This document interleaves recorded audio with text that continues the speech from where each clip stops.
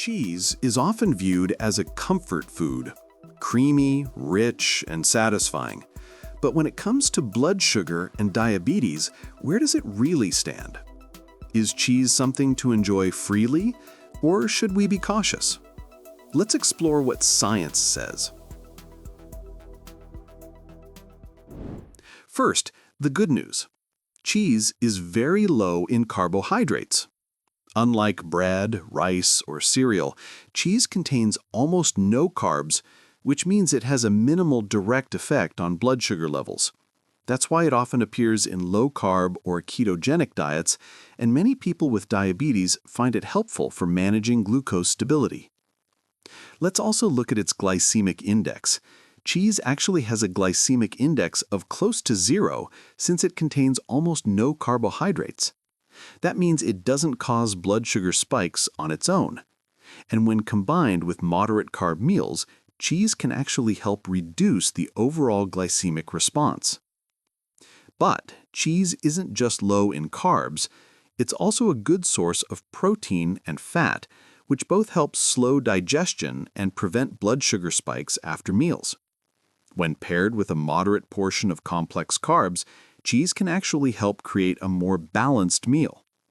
For example, instead of eating plain toast, adding a slice of cheese provides protein and fat that help slow down the absorption of carbohydrates. This can lead to a steadier, longer-lasting energy release rather than a quick glucose jump. However, not all cheese is created equal. Some processed cheeses and cheese spreads may contain added starches, flavorings, or even small amounts of sugar, which can increase total carbohydrate content. So always check the nutrition label before choosing your cheese. Another point to consider is portion size and fat content. While cheese is low in carbs, it's relatively high in saturated fat and calories. Eating it in moderation is key, especially for those who are also managing cholesterol or heart health. Opting for reduced fat or part skim varieties can help maintain balance. Also, watch your sodium intake. Many cheeses, especially hard-aged ones like cheddar, Parmesan, or feta, are high in salt. For people with both diabetes and high blood pressure, too much sodium can become a concern. Choosing lower sodium or fresh cheeses such as mozzarella or ricotta can be a smarter option. Now, here's something interesting. Cheese contains certain nutrients that may actually support metabolic health.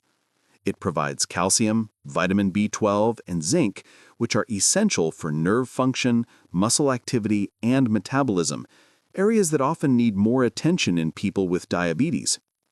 Some research even suggests that moderate cheese consumption may be linked to better insulin sensitivity and lower risk of developing type 2 diabetes, likely because of its balance of protein, fat, and micronutrients.